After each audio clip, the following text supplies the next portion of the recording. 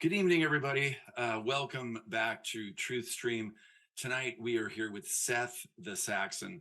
And basically, I saw one of Seth's posts, I believe it was on Instagram, and there was a subject matter that we have connected on, and there will be many other things that we're talking about. But the subject matter was cloning. And once again, we are going to talk about a few things and let this fold organically. And this is Seth's first time on the show, and I'm just excited to have him here. And Seth, welcome. We're stoked to have you. It's good to be here. Thanks, guys, for having me on and for having a conversation with me beforehand. You guys seem like good guys, so Thanks. I'm looking forward to talking to you guys, and hopefully we'll have a good conversation and we'll get some of my testimony out, and it'll encourage other people to come forward with their own testimonies. So that's kind of the goal for me. Absolutely. So, we always start, especially when we're meeting a guest for the first time and introducing the guest to the audience. Tell us a little bit about your background, and then maybe what inspires you to make some of the posts that you do, and just we'll start there and see where this goes. Sure. Yeah. So I had a bit of an unusual upbringing. I was brought up in a British Israelist cult, um, which gave me a very different perspective on the topic of Israel. But I never really considered myself to be British Israelist growing up. I didn't really understand that I was in a cult. In high school, I always considered myself to be agnostic. And then in 2011, I had an attempted suicide. And in hospital, I reconnected with my faith and I started to rediscover my roots. And that kind of led me to understanding more about my past and the cult that I grew up in. And at that point, I really just considered myself to be Christian. But I really think that in my early 20s, I was a bit of a false convert to Christianity, um, until later on, where at the beginning, I was more concerned with discovering the truth and at any cost. And I didn't really understand the love of Christ or the love of God and the forgiveness and his mercy. And that kind of came later on with some hard lessons. And so now I just consider myself to be a Bible believer at this point. So that's a bit about my past and my history. So Right. Well, let's go if you can. We're some of these subject we're delving into with him and asking him questions for the first time, and gauging his level of comfort talking about him. Can you tell us a little bit about what it was like growing up in a cult, and maybe the area that you're in? You don't have to give you like your address or anything, but just so people can gauge a little bit more about your background. Yeah, and what I what don't is I don't is an Israelist? For those of us that don't know. That's a good question. Yeah. Yeah, so I mean, I don't live there anymore, but I grew up in the Kawartha Lakes area. Um, my grandfather and my nana, they came over from England. My grandfather was a Freemason who started a. This is stuff I found out way later on. So at the time, I just thought we were Christians growing up, but I had no idea what was actually going on. So, but my grandfather was a Royal Arch Freemason, and he came over. He started the British Israelist cult, which is basically really heavily tied into the British monarchy. So growing up, I had no idea about this sort of thing, but I grew up with my main thing growing up was basically a heavy focus was on my Tourette syndrome. So I was born with a neurological disorder called Tourette syndrome. And that really was basically the centerpiece of my entire life. That was the vortex I was pulled into. So that was who I was, you know. So that was quite a torturous thing. Anybody with Tourette syndrome will tell you that it's quite torturous. It's not a nice thing to be going through, and they knew very little about Tourette syndrome at that time. So I got kind of boxed into uh, being things that I wasn't. So people thought maybe I was autistic, or people thought maybe I was mentally handicapped in some sort of way. But Tourette syndrome is basically just your brain is producing an over obsessive amount of dopamine, and your body has no way to exert that except for through tics. So you have verbal tics, you have physical tics. But the dopamine is also tied into your brain's reward system. So it's the physical and verbal tics are just the tip of the iceberg. But if you go below the iceberg, 90% of it is very much psychological. So your reward system is kind of all fucked up. And I don't know if I can swear on this. Yeah, it's fine. Yeah, we're on Rumble. Okay, yeah. Well, it's all fucked up. and it makes it really difficult to function appropriately or in a sort of what society would deem a normal way. So I was always moving from place to place. I lived in many different places, had many different schools, never really settled down in any particular area. And this is happening from the age of 8 onward, because from my birth until 8 years old, I grew up on a farm, and most of my memories are with my grandmother because so I guess I should get into this part just to give some context to that. From newborn to being 8, I only have memories mostly basically of my grandmother. So she's my nana, I called her, and she basically raised me, and it had something to do with when I was born.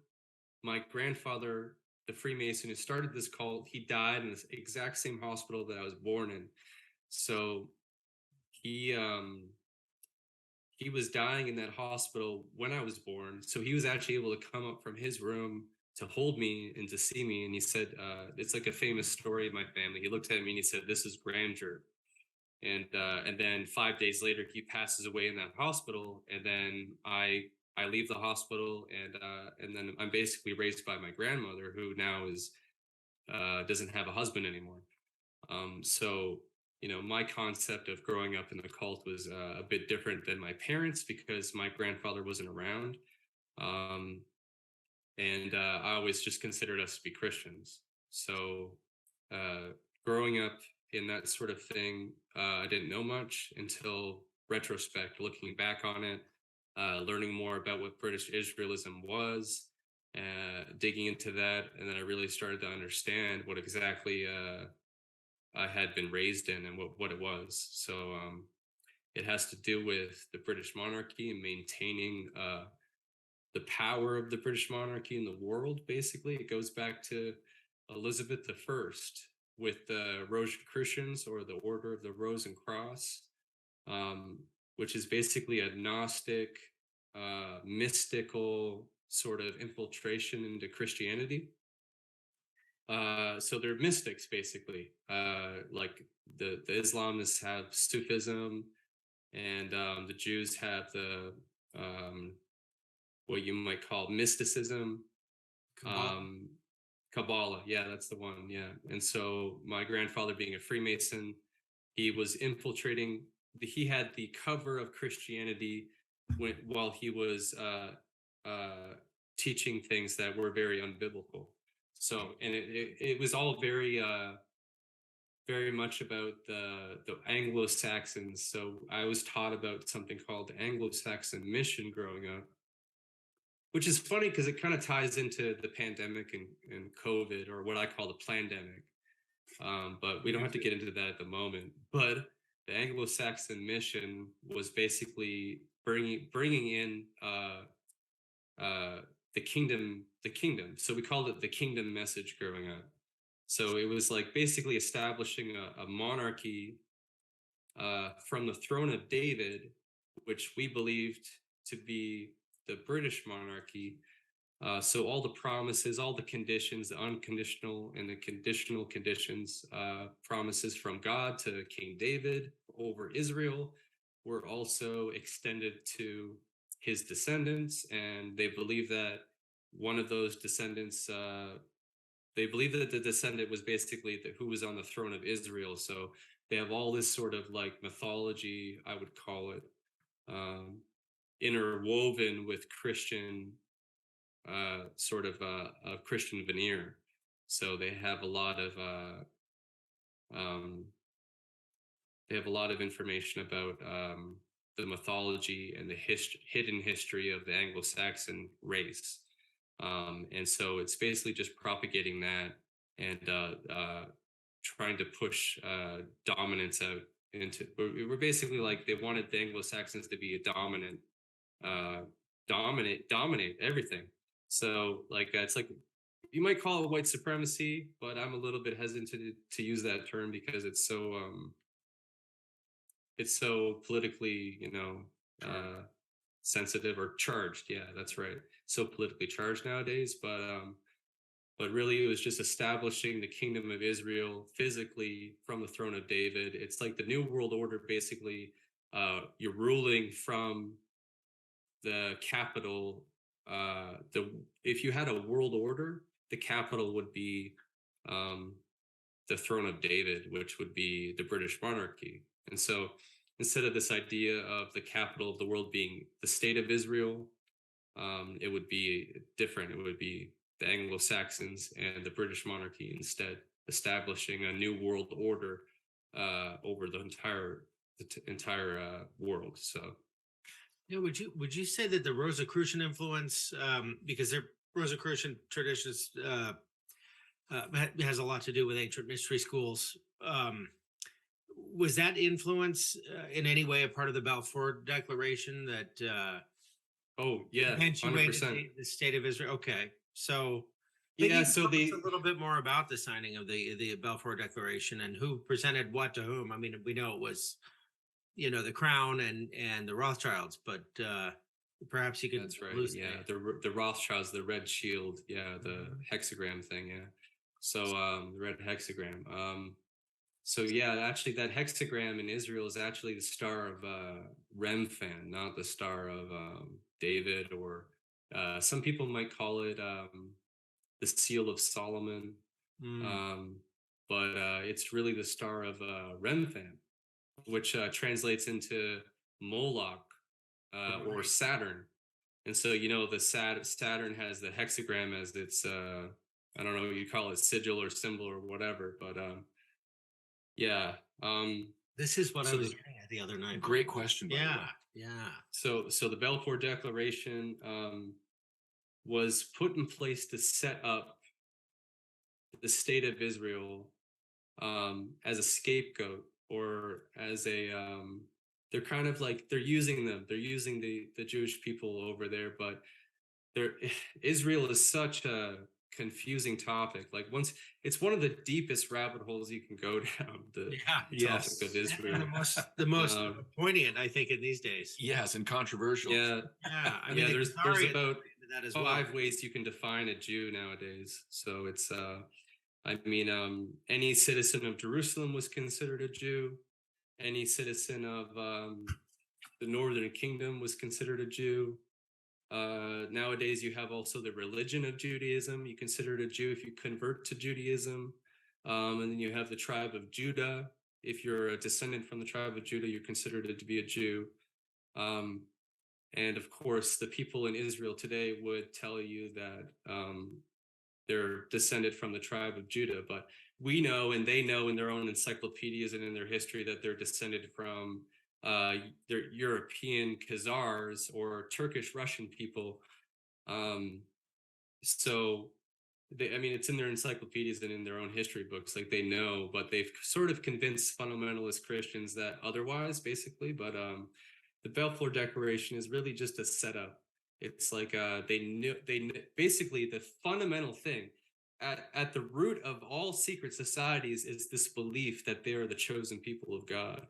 Mhm. If you go high enough into the ranks, then that's basically what they believe, is that they are God's chosen people. And at the pinnacle of this is this Anglo-Saxon bullshit. And so they really believe that they are Israelites in the physical realm. And we can talk about spiritual and physical Israel, because that's where I sort of go off and I subvert the programming and I subvert their agenda, is when I start talking about spiritual Israel being grafted in, because I personally believe that if you're a Christian, if you're a part of the body of Christ, because Christ was from the tribe of Judah, as was King David, but if because Christ was from the tribe of Judah, if you're a part of that body of believers, if you're a part of the body of Christ, then you are an Israelite. So you're grafted into the same promises and the same things that the physical Israelites might claim might what would you say? They might feel entitled to those promises as physical Israelites. So you also have this Hebrew roots movement kind of rising up a lot. You see it with Black Hebrew Israelites like Kanye West, for instance. People using the Hebrew roots words like Yeshua.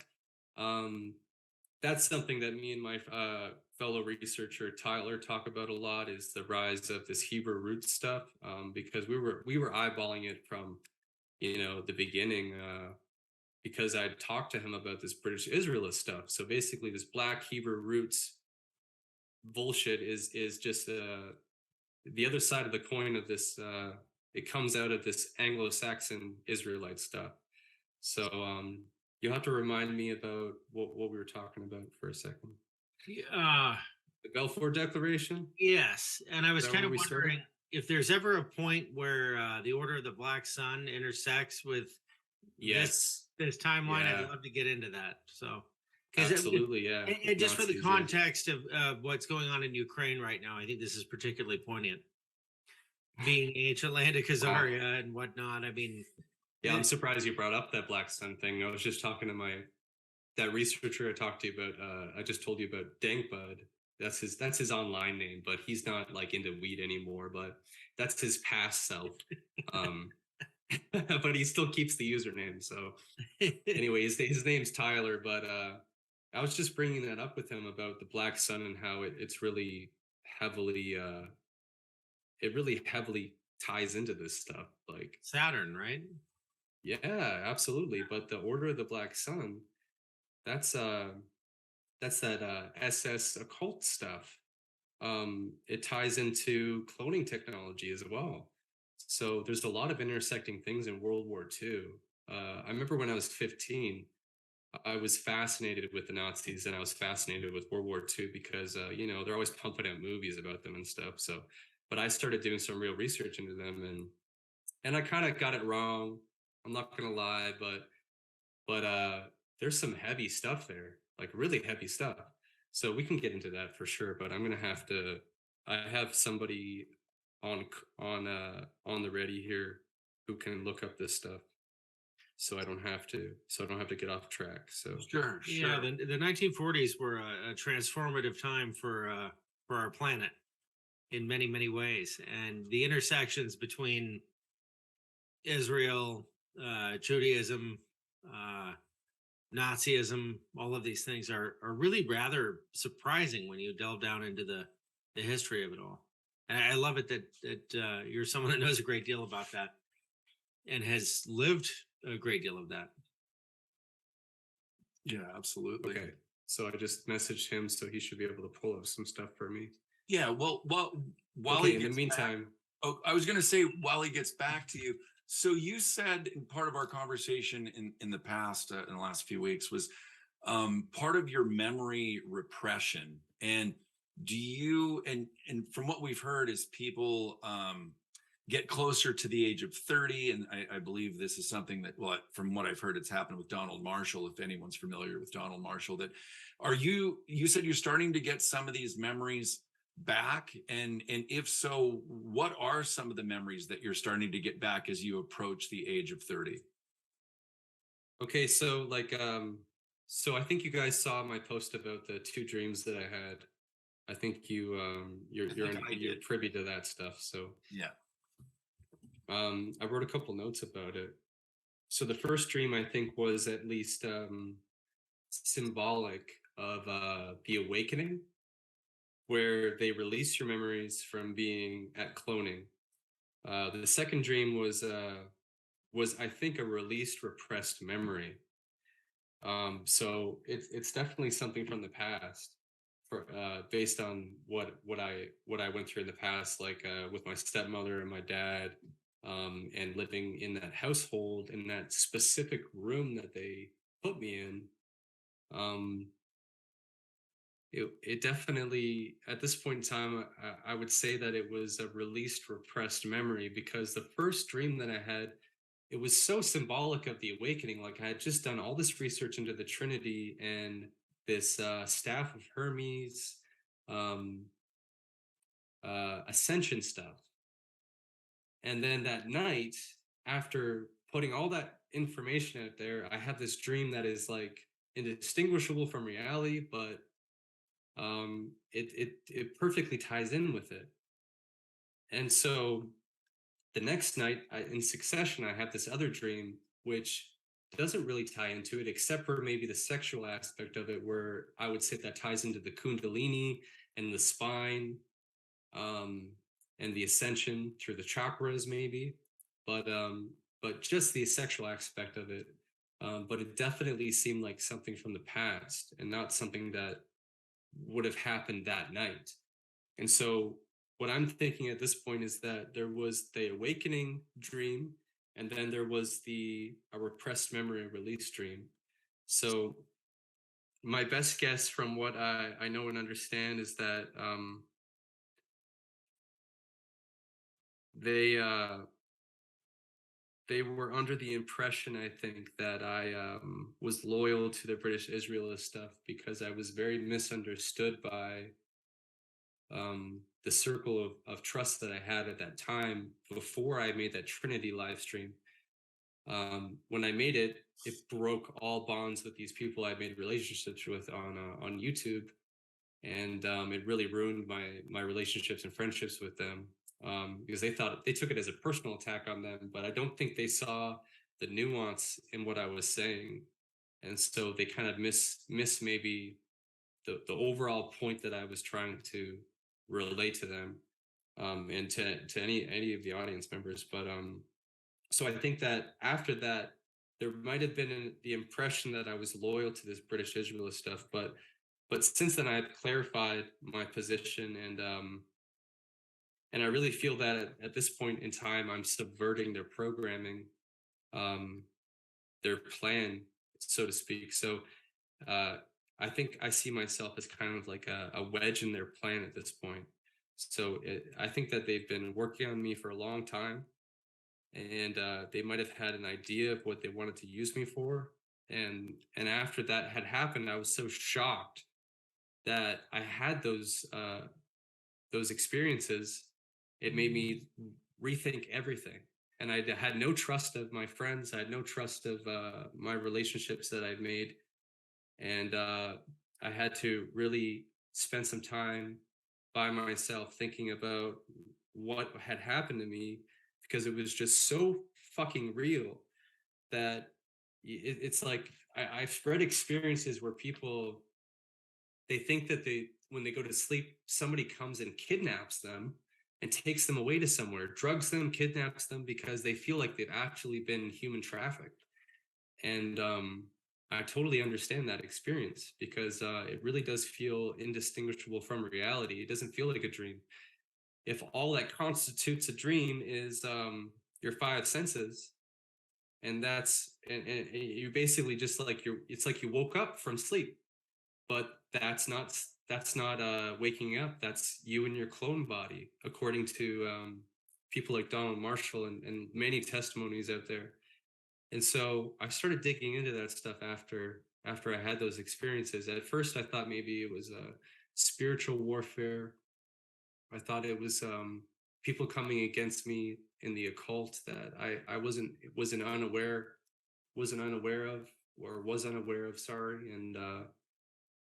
and I thought maybe these guys that I had relationships with were actually coming against me at this point, because I had maybe touched on something that was sensitive, that they because I really wasn't trying to attack them with my live stream. I was more trying to dig into something maybe, and I hit a vein perhaps that Sure. I shouldn't have done. I shouldn't have. And so that live stream doesn't exist anymore, but it's totally, like, I thought I had it on my computer, but it's totally wiped at this point, and I'm not sure what happened to it. But there's definitely people out there that can verify that I did it. Like it wasn't just all in my head. I definitely made a live stream about the Trinity. I have my notes still about it.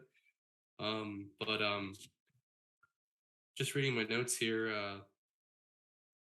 I think that they thought they had me pinned down, but I've turned it around on them, and I've become a bit of a prick in their plan or their program, I think. So What do you think their plan was? What do you think that their ultimate goal was for you to end up being, something or play some part, or what do you think that was?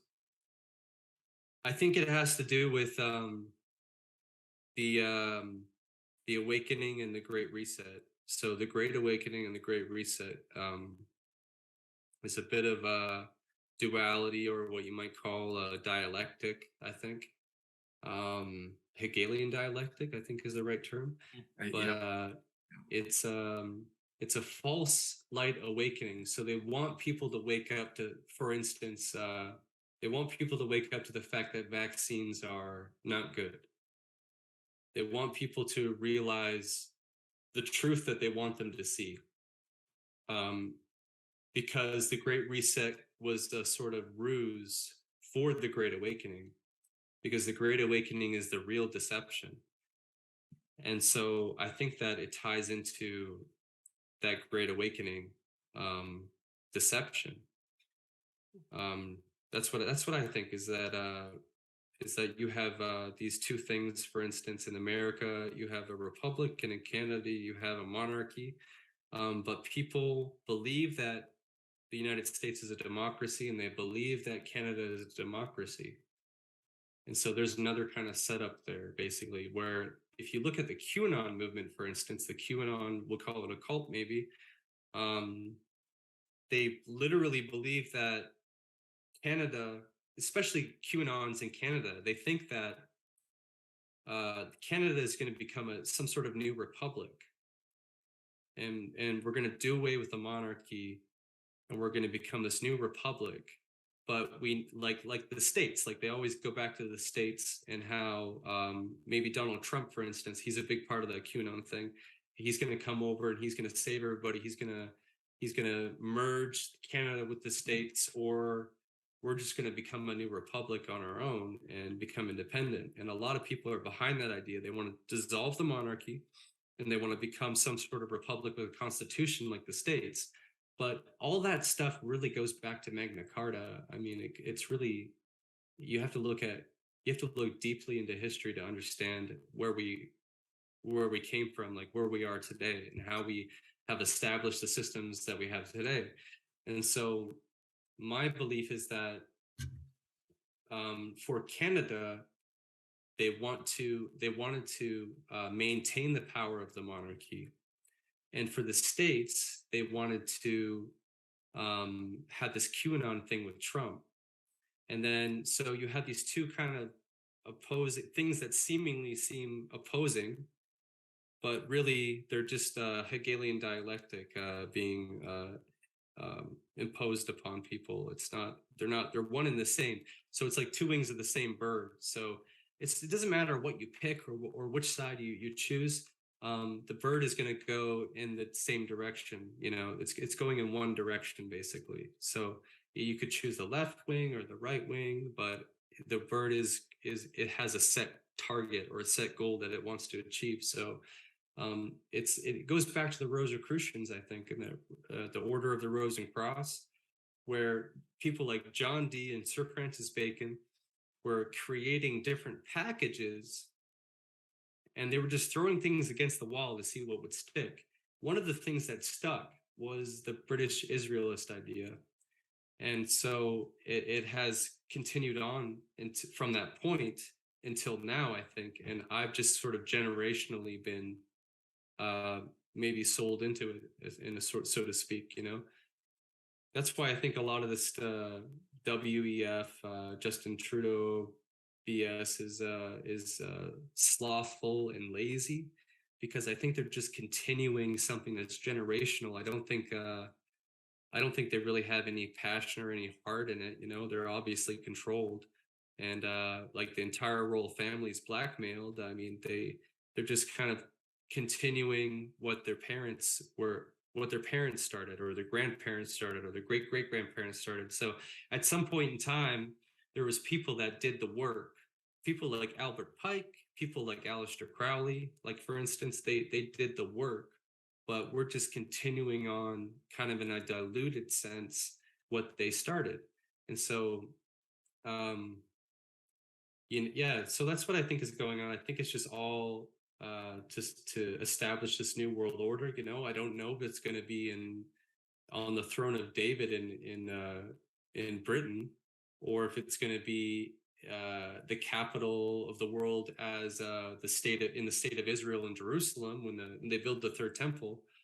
But whatever the case may be, I know that not all plans go as planned, and it doesn't really matter in the end what side you pick. So I think that the general idea remains the same, though. I think that people are right in their general in their general in the general idea. I think it's correct, that there's this new world order coming, there's this one world religion coming, but we're all being divided and conquered. uh but it's going to the same place. It doesn't matter what you pick or what side you choose. It's We're all being played. um and I think that I think that we're all just being played. Basically, we're all being played to play this game, and we really have to stop How playing do you this see game. it? How do you see it? I can't say turning out necessarily because it's unfolding still, but do you see this going? Do you see people waking up to the deceit and the manipulation? Because, like you talked about Trudeau, when people sign into these families, if you will, and these agreements, they sign it for 7 generations. So, I mean, who knows how far up Trudeau's or Castro's great grandfather or whatever. But do you have hope for the world? Do you see things coming to the surface and being Yeah, I absolutely do. Yeah, because okay? what I think is that in on every side, whatever wherever you are, there has to be a little bit of truth to lure you in. And so if we could just collect little nuggets of truth that each side has sort of built a picket fence around, and lured people in with, because people are yearning for truth. People desire truth at a deep level, and so at the beginning you might be baited in with this truth, but then in order to accept that truth, you have to accept all the bullshit with it, and then that's picking a side, let's say. And so if people could just collect these little nuggets of truth and then put them all together, they're going to start to see what's really going on. They're no longer going to be clouded with this bullshit of this Hegelian dialectic bullshit, picking sides bullshit. So, we have to start telling people the truth. Like, we have to start, like, these little nuggets of truth. We have to start giving them out like candy, and I mean, like, it's really tough sometimes because it's like you don't want to do the work for people. You don't want to be the guy who's picking up all the slack. Like, we all know those guys at work, where it's like they don't do anything. You got to pick up their slack, and there's always a guy who picks up all the slack, and he's doing all the work. He's trying to keep everything together, and you don't want to be that guy. And I feel like that's who Donald Marshall is. I feel like he's the guy who's picking up all the slack, and he's doing all this work. And we need other people to come out and to give their testimony. We need people to be fearless. We need people to have confidence, and they don't have to be 100% correct. They don't have to know all the angles. They don't have to be like, it's like a sense of pride that you have to let go of. You have to humble yourself. You have to come out, give your testimony, and you'll start seeing similarities in other people's testimonies. Like, we have to have people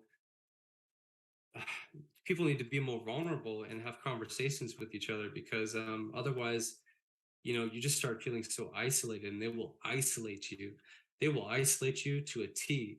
And you don't want that. It's so easy to isolate yourself nowadays with the internet and with your phone and everything, and being online. But people can also turn that against them. um Well, and on this topic, I want to interject because we've Scott and I were on the phone a couple months ago with Donald Marshall, and from that conversation, Donald had put out that we were going to be interviewing him, and it wasn't just us. I think there was some other people, but I'm going to read to you and Scott and the viewers some of the interaction that I had with Donald, just to catch people up to speed on why Donald, in some ways, is the ringleader in this fight, and why he's the one that speaks solely in a lot of ways. And so this is an email from Donald. I had let him know some insight. You know, I put his name on an interview, and he wasn't real happy with it there because he didn't necessarily agree with the guest, and that's fine. And this is from him. He said he didn't mean to sound too pompous. It'd just be a detriment to our success having the person that was on that show with his name. He said this: "I'm desperately trying to save my life, the world, and my very soul. If I die, they'll keep me as a dead clone for 24/7. The worst nightmare a human being can imagine. I have to get it exposed before I die so I can die safely." And then I said to him, "I understand as much as I can being an outsider. We are here as soon as you are ready to talk and expose it to the world," because Donald hasn't had an interview in about 6 years. And then Donald said, "You guys think it's very interesting. I'm desperate as fuck. And I am, my info are the last hope, not just for me, for everyone." And this is why he's alone in this battle in some ways. He said that he's the only one that won't be killed for talking about this. So there's people like Aldo Constantini. He has, from his experiences and what he's talked about, met Donald through the consciousness transfer in the cloning center. Aldo's definitely someone I recommend people following.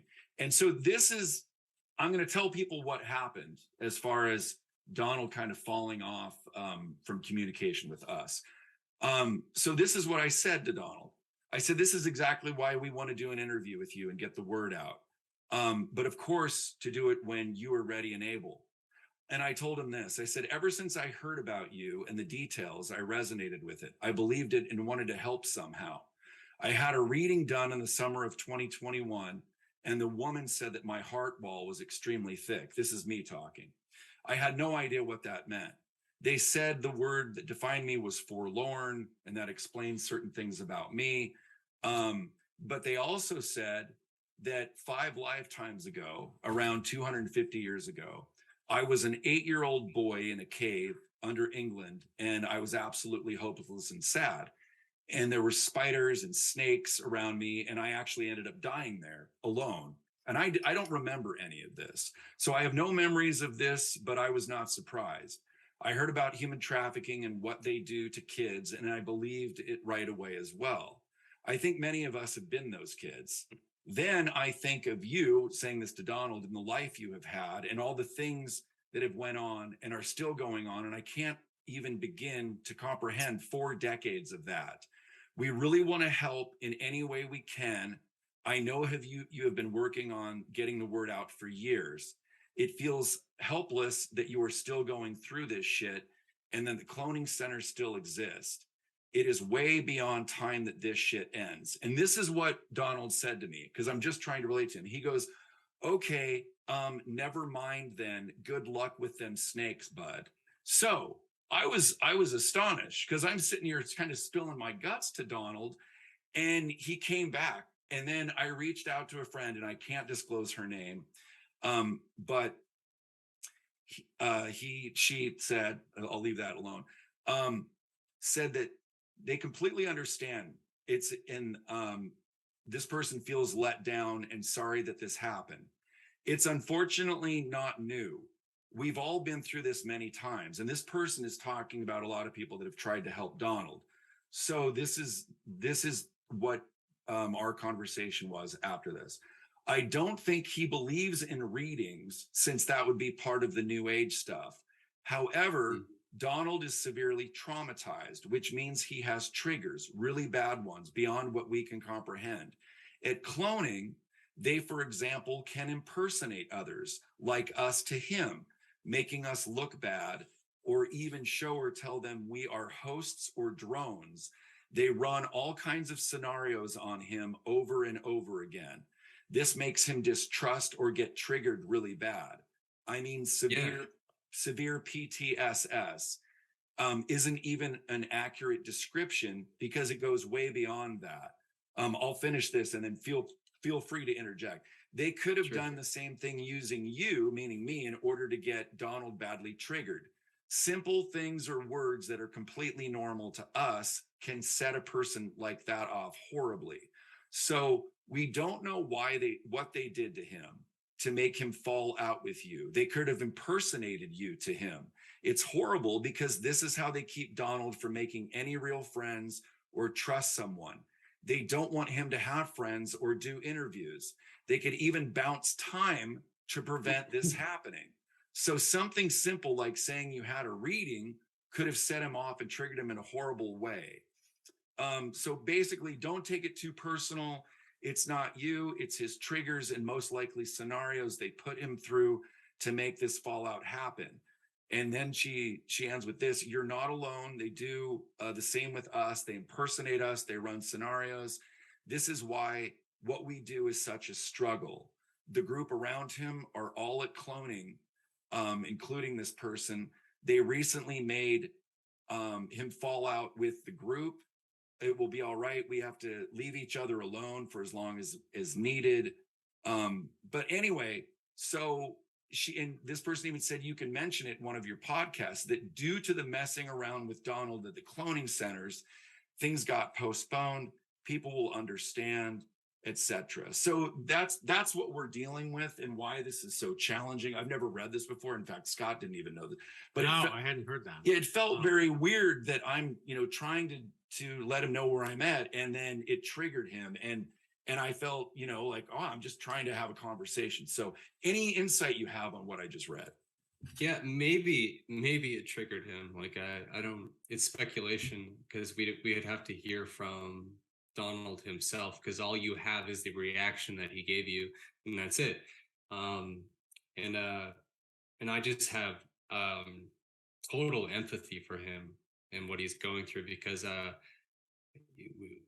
when you have somebody like him who's given testimony for as long as he has, and there's very little inconsistency in his testimony, um, you have to kind of just believe it.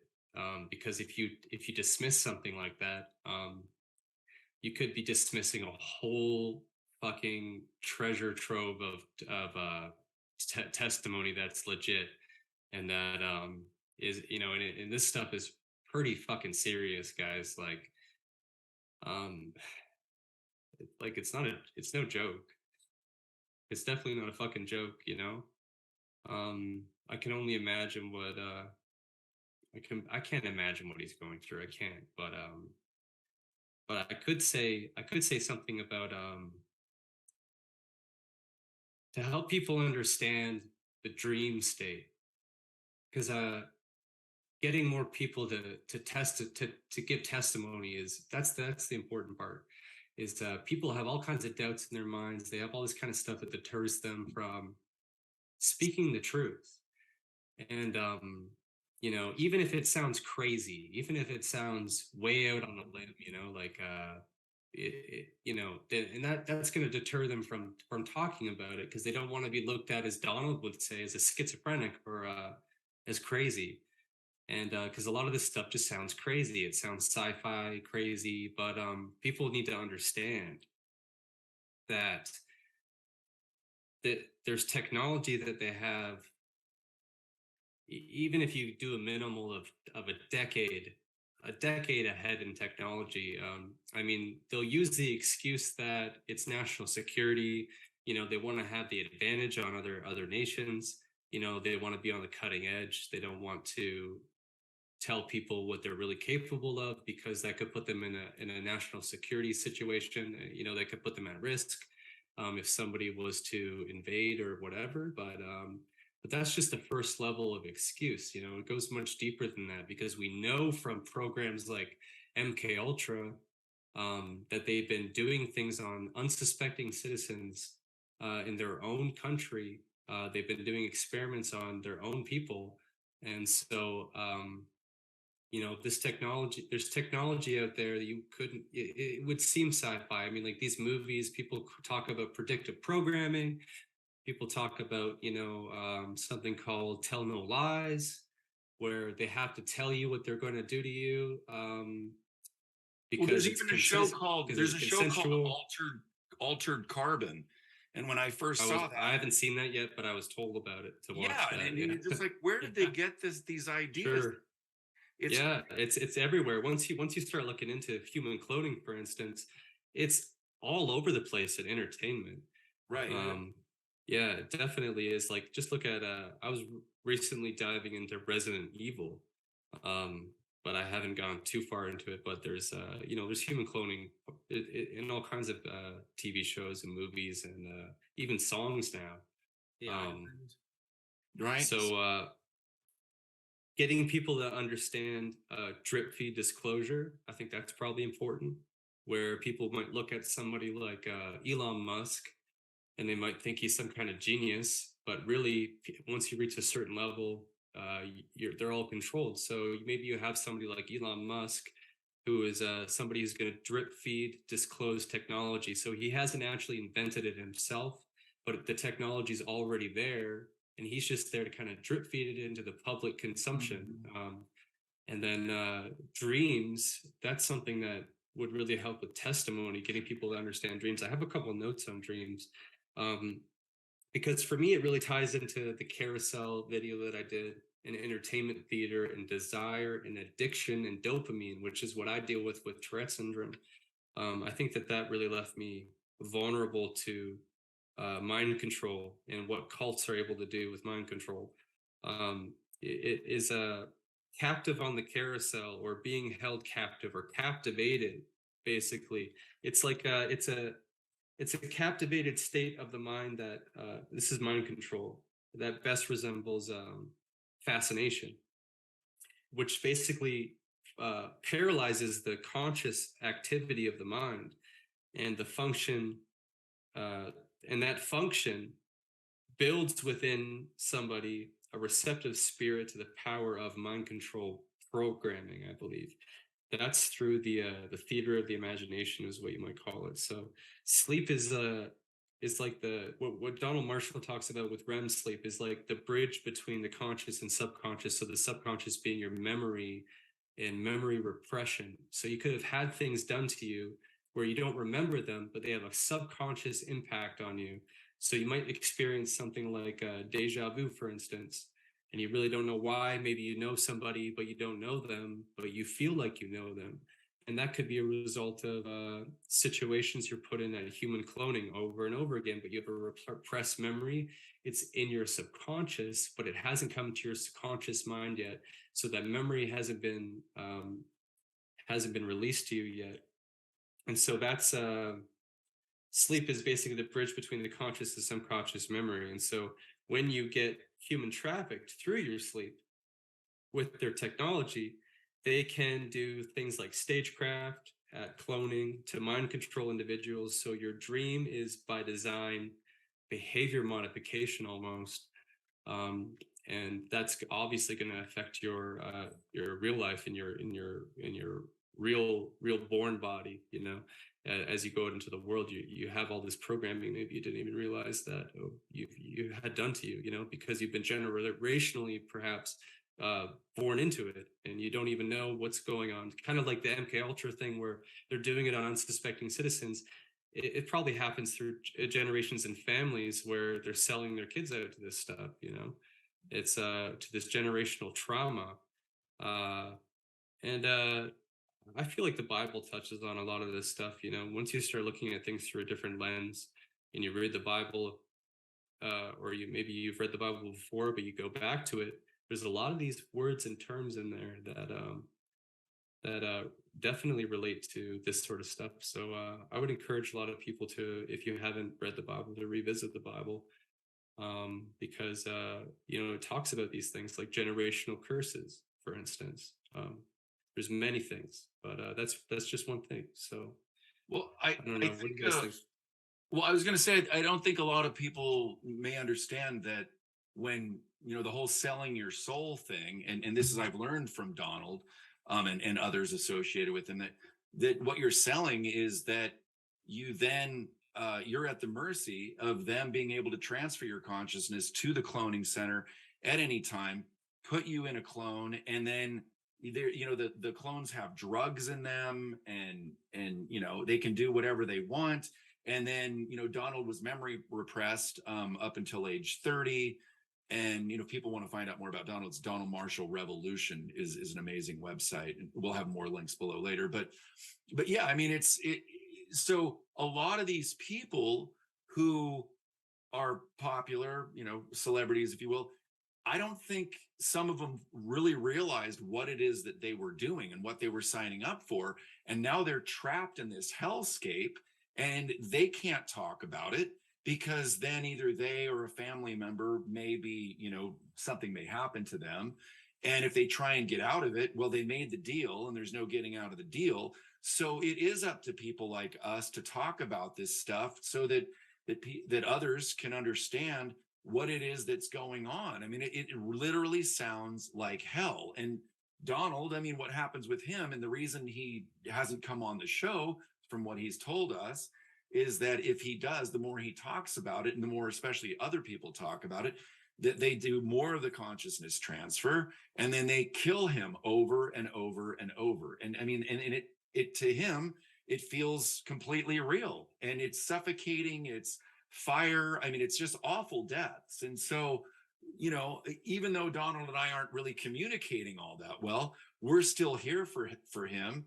And if people want to see us interview him, please reach out to him and tell him, we're still here. I don't know what else to do, aside from what I've told him. I mean, we are literally here to help. And so, or to take pressure off of Donald, if there's anyone else that has had a similar experience and they want to have a conversation about it, we're all ears.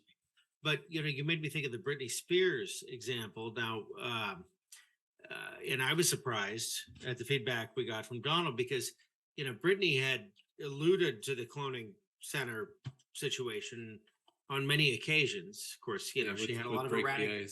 She had a lot of erratic behavior. Everybody dismissed it as she was going nutty, which was a completely understandable reaction. But she did that video, the animated video, it depicted the cloning centers and her busting out and so breaking glass or all look right. And then Donald alluded to her being at the cloning center, taking great joy in watching him being tortured and beaten and so on, which you wouldn't think would happen from someone sympathetic to the situation. But then you have to think, was that even Britney, or was that someone in the Britney clone? As someone that's passed around as a sex slave, sex kitten, whatever. That's right. I mean, yeah. They don't have the freedom that we think they do. Yeah. Right. Well, and someone else could someone else's consciousness, because I asked this person about that. Someone else could get their consciousness transferred into the Britney clone, and then who knows who the hell is who? Right. I mean, it could have been anyone in the Britney clone watching Donald, and Donald would think it was correct, or anyone for that matter. Anyone. I mean, Britney's just the example here, but it's like you said, it sounds like fucking hell, right?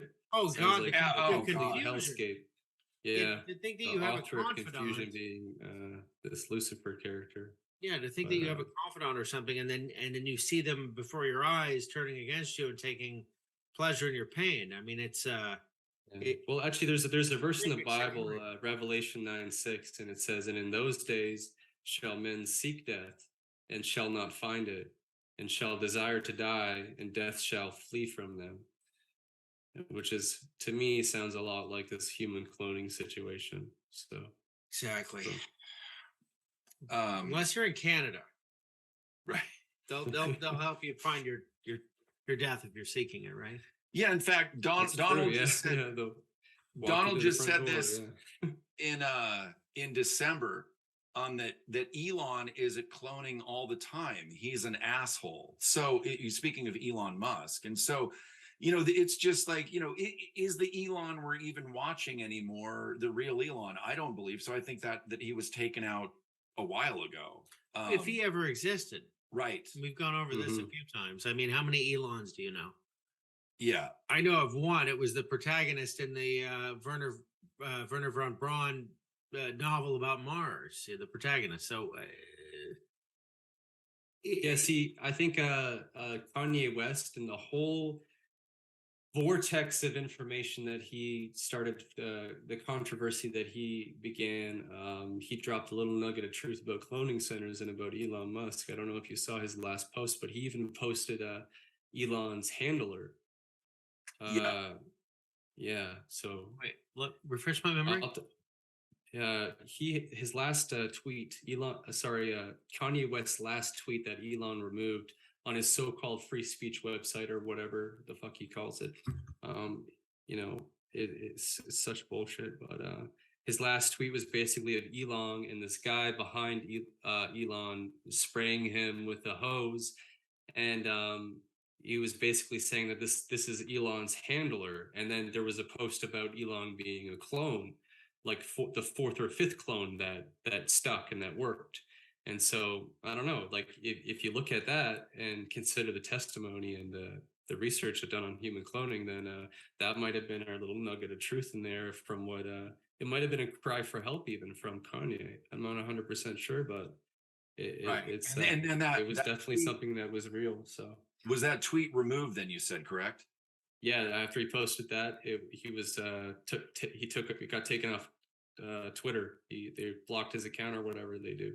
Okay, so I have shut it down. I have one last message from Donald. This is on the 9th of December. Britney Spears and Drake are out bitching, having people attack me. A guy named Paul Mugford, a retarded person, stabbing me and smashing me with bats. It's pretty bad. So, I mean, this is what was going on without him even doing our interview. So we can't even imagine. Like, I don't know how he's made it for 40 years of this stuff. They started out, they were very manipulative about, well, you don't have to do the interview. We'll be nicer. We won't mistreat you anymore. Yep. It'll be okay. And he's like, he stated he's going to do the interview anyway. And that's when they really ramped it up. Doubled down. Yeah. Yeah. And so why would they just kill Donald Marshall? Well, I think the answer is that this is worse than death. Yeah, why kill him once when they can kill him over and over? They can keep killing him, make his life. This is it's horrible. It's horrible. Yeah, they could do him a mercy by just offing him. But he started this fire, and it's burning now, bigger and bigger by the day. This disclosure is happening, and so why kill him off? Just keep his hell on wheels on the road, and keep him alive and kill him over and over and over again. Yep. So, and he's been known as the goose that lays the golden egg with all the songs that he's written, and he doesn't sit there with a guitar and notes. I mean, from our understanding is there's technology and he can create these songs, and then I don't know exactly how the artist then takes the Donald created song and then goes and records it. But everything from reading Donald Marshall Revolution, you go into there's plenty of information on there. But I mean, you can look it up. He started with at age 5 to get out of being either who knows what happened. It was going to happen to him, raped or whatever they're going to do to a child at age 5.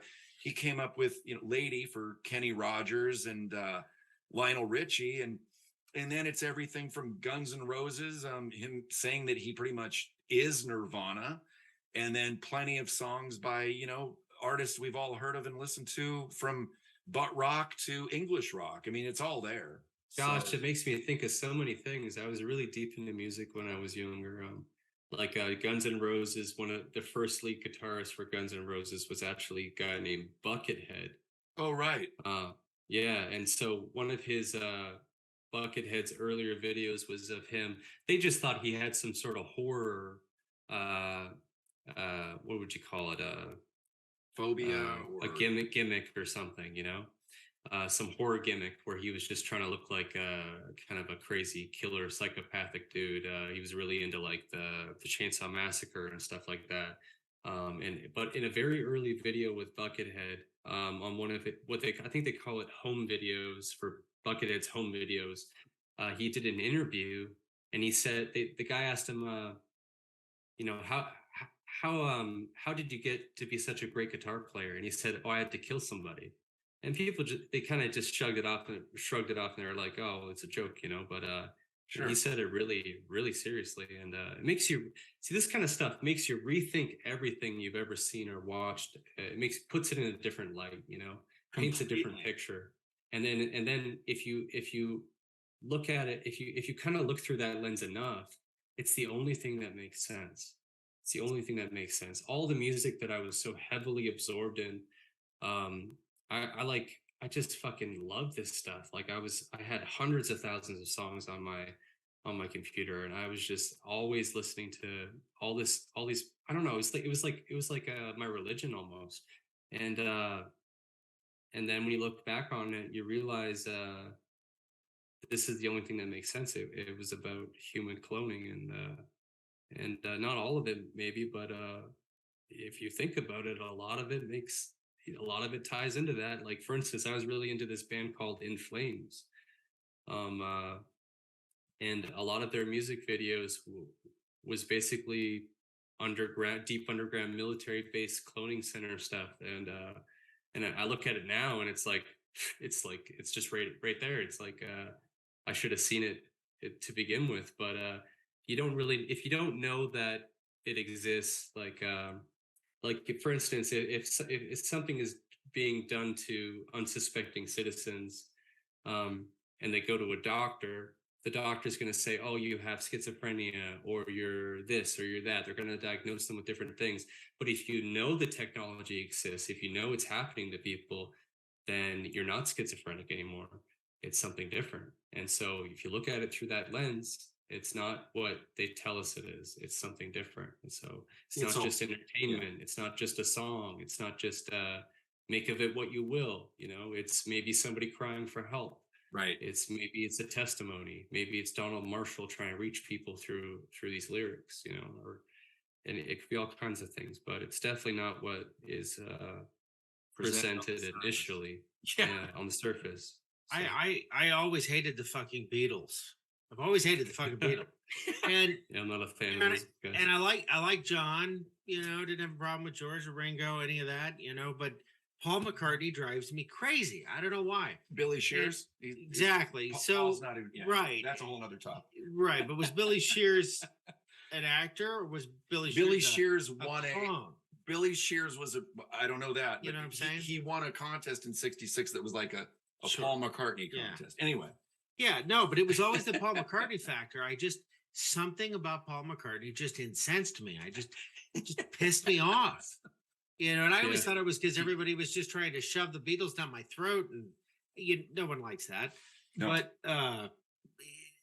yeah, I think that they've, you know, there's a huge link between the MI6 and the Beatles, and possibly Robert Maxwell. We don't know for sure, but lots of different strange connections there. It was clearly excellent. Yeah. It was a larger interest that the government had in the Beatles, whether it was engineering the project or whatnot. I didn't mean to make this about the Beatles. I'm just what I'm saying is we connect to music emotionally. It becomes a part of our lives. We find ourselves singing lyrics that we haven't even really given much thought to, but we repeat it over and over and over. It's very ritualistic, and a melody will get in your head and you'll repeat it over and over. You know, sometimes you can't get a song out of your head. It's like you're stuck on a radio station. I think this is all that's right, dude. Yeah, you're right. Yeah, because people look at entertainment as just that, as entertainment, and that's it. But it's not just entertainment. Like you gotta, that's the surface level part of it. You know, I mean, it shouldn't have to be pointed out. Right. Know? It's not just entertainment, guys. It's not. Okay? No, there's a lot more to it. There's a lot more to it. Yeah, there's billions of dollars of research put into this stuff. You know, like the apps you have on your phone. like just one of the big ones, right? TikTok, it's giving people something called TikTok brain, low attention spans, terrible memory, Yep. and the content that is curated for instance, Canadians is totally different for the content that's created for the Chinese. So it's programming. It's mind control. It sounds Instant crazy when gratification, you say it like that, dopamine. but it It's is. Yeah, drugs. dopamine, your It's drug reward seeking system, behavior. dopamine. Yeah, you got it, dude. Yeah. Absolutely. Drug seeking behavior. Yeah. And it's very interesting to me to get your insights on this with what you've described as like a dopamine disorder.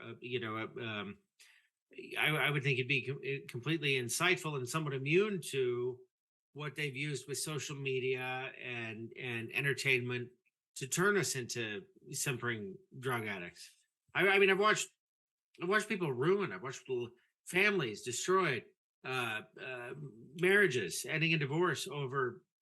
Yeah, well, the same I drugs. was married. I was married in 2017, so I'm 28 years old now. So that was my early 20s, and I got divorced.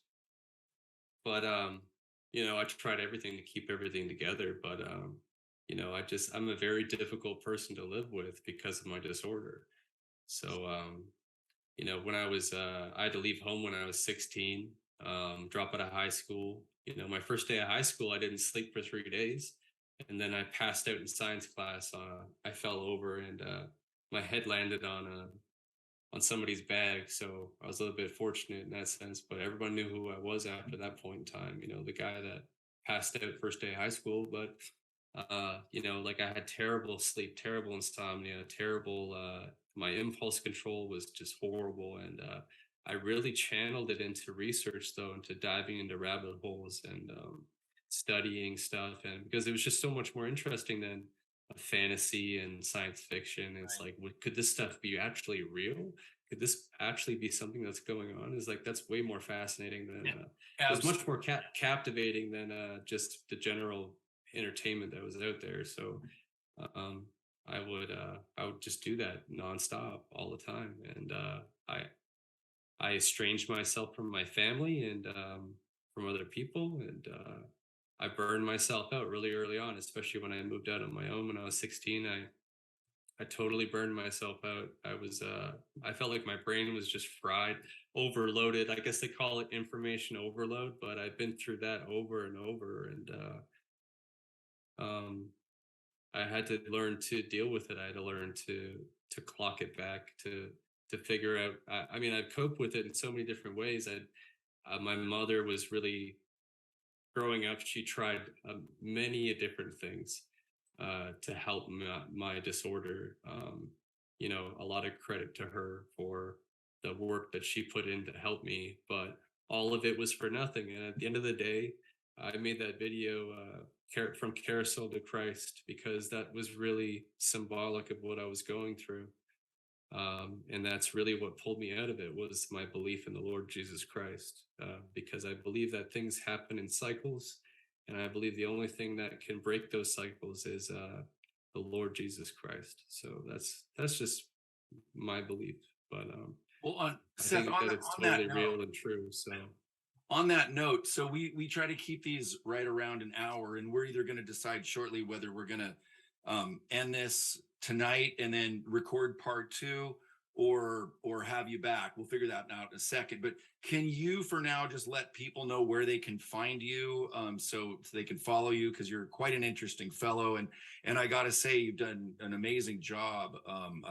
I don't think anybody can tell that you've struggled with Tourette, so I good on you for being able to navigate that. It's miraculous that you're able to not show any of those signs. So well, if I could talk about it for forever. There's a lot of things to tell, but yeah, no, we'll definitely where people can find me in the meantime is Seth the Saxon on YouTube, Seth the Saxon on Instagram, and I also run an account called Plandemic Ontario, Plandemic _Ontario on Instagram as well. But you can find me on Twitter too. I also do Set the Saxon. You just type in Set the Saxon. That's what I go by most of the time. So the only alternative would be Plandemic Ontario. But yeah, if you guys have any testimony about dreams, please reach out to me. I also run a Discord group where I'm trying to pull people in just to feel more comfortable talking about the things that maybe you're not so comfortable talking about in your personal life, maybe with your family or your friends. So, definitely reach out to me and we can have a conversation, and maybe I can pull you into the Discord with other like-minded people, or watch some of my content and see if it resonates with you. And I really appreciate you guys having me on to talk about this stuff, and hopefully this is received well and we can have more people coming out with testimony and sharing their stories. So I appreciate you guys. Absolutely. You too. Scott might have one more question. Well, I do. I mean, I feel like we've just barely Yeah, scratched the surface. So we we never got back to the Order of the Black Sun, or there was so much to cover. But we will. We definitely need a part 2. But yeah, but before I lose the observation, I'm just thinking, if Tourette's is, as you've described, essentially a dopamine production irregularity, more dopamine, that would put you outside the map, like in terms of the brain mapping that they do, the susceptibility to these patterns, where I think your observations might be unique in that you're not susceptible like the rest of us, by virtue of the fact that you're producing dopamine at a highly irregular rate. So it makes me very curious about the rest of your insights. That's all I'm saying. Yeah, for sure. Does that make sense? It does, yeah. I think we'll save it for part 2. Save it for part 2. Yeah. Yeah, awesome. I think so. A little bit of I'm a little bit burnt out, but I appreciate you guys having me on. So thank you so much, Seth. It's been a treasure to have you on, and we'll definitely have you back soon. So take care, brother. Thank you so much for joining us. Thank you, Seth. All right.